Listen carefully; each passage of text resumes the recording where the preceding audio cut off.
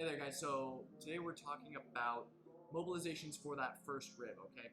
As we kind of go through this whole rib reset series, we want to give you multiple ways of hitting the same tissue. We want to do this because for some people, some mobility drills don't work as well as for others, right? So this time what we're doing is we're using a resistance band attached to our rig, right? Of course, if we don't have a rig set up at home, we can use the bottom of our dresser, our bed, anything like that, okay? So we're tied in into the bottom here. What I'm gonna do is I'm gonna put this resistance band as close to my neck as possible while still being on my shoulder. It's not coming across my neck or anything like that. We want it coming straight down. What I'm gonna do, trying to keep that shoulder up so it stays in the same spot, is I'm gonna walk myself out.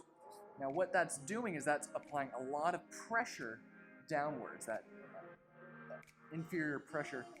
That's gonna take the tissue, whether that's the scalenes, the levator, our traps, all those muscles in there that kind of operate off of that rib, and we're gonna get a nice good stretch in. Now, of course, we can kind of sit here, taking some deep breaths in. You can see how with my shoulder, if I take a deep breath in, I am trying to get those ribs to activate so that when I exhale and relax, it's able to open that space up a little bit more. So of course I can breathe.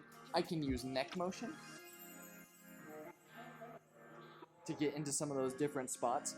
There's no right or wrong with any motion. I just don't want you being super ballistic, right? We're not going wah and moving our neck super fast, but we are getting some motion into the neck. And lastly, what we can do is we can move this shoulder. I can reach up and down and back and up. I can internally and externally rotate, right? Again, we're activating all the different myofascial slings systems all through this shoulder so that we're hitting multiple muscles in multiple different ways, because ultimately there's no one stretch that does everything, right?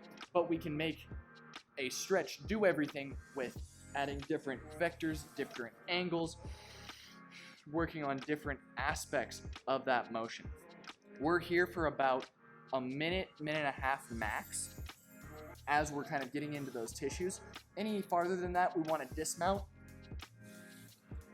for a little bit, let some blood flow kind of get back into that arm. If you feel any numbness or tingling, anything like that into the arm, right, go ahead and back off right then and there. Give yourself some time, reassess. If it repeats, if it continues to happen over and over and over, definitely go get some actual professional work with somebody to make sure that there's no issues kind of going on in this neck region, the brachial plexus, right? Because again, if it's too sensitive and we're getting that in there, probably should be working with a professional to kind of get that worked out. We're doing this about once or twice a day, again, for that minute and a half, 2 minutes. Play around with that, and we'll see you in the next one.